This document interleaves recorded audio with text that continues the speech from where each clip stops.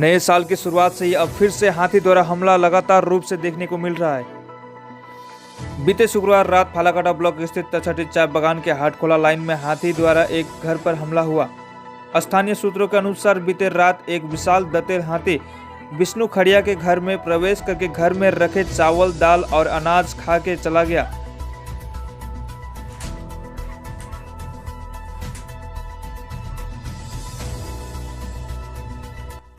हथियार है 3 बजे रहे चाउर आटा में सब के खाए दिला